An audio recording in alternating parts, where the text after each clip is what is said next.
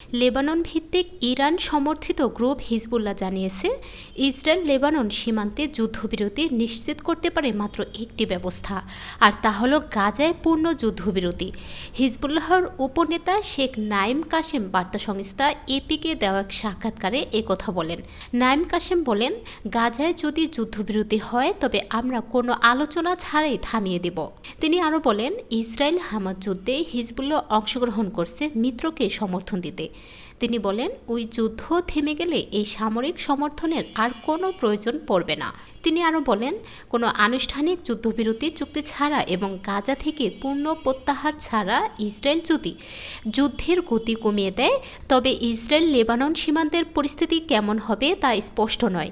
40 মিনিটের ওই সাক্ষাৎকারে হিজবুল্লাহ নেতা বলেন, গাজায় যদি যুদ্ধবিরতি এবং কোনো যুদ্ধবিরতি নয়, যুদ্ধ এবং যুদ্ধ নয় এমন মিশ্র ধরনের কিছু হয় তবে আমরা কি করব তা পরিষ্কার নয়।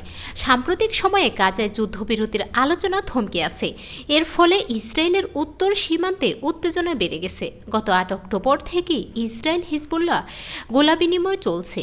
ওই দিনই গাজায় ইসরায়েল হামলা শুরু করে আর গাজার সমর্থনে হিজবুল্লাহ হামলা শুরু করে। আন্তর্জাতিক মধ্যস্থকারীরা চেষ্টা করলেও গাজায় যুদ্ধবিরতি হচ্ছে না।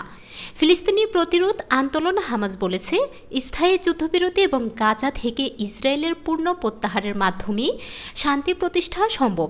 ইসরায়েল স্থায়ী যুদ্ধবিরতিতে রাজি নয়। ইসরায়েলের অনেকেই লেবাননের সাথে পূর্ণ যুদ্ধ চাচ্ছে, তবে অনেকে যুদ্ধ এড়াতেও চাচ্ছে, কারণ হামাসের চেয়ে হিজবুল্লাহ অনেক বেশি শক্তিশালী। তাদের যে রকেট ও ক্ষেপণাস্ত্র মজুত আছে তা দিয়ে তারা ইসরায়েলের যে কোনো স্থানে আঘাত হানতে সক্ষম হবে।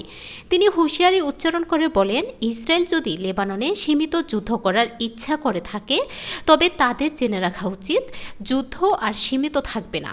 তিনি ইঙ্গিত দেন যে হিজবুল্লাহ আক্রান্ত হলে এই অঞ্চলে ইরান সমর্থিত অন্যান্য গ্রুপ আরও সক্রিয় হয়ে উঠবে।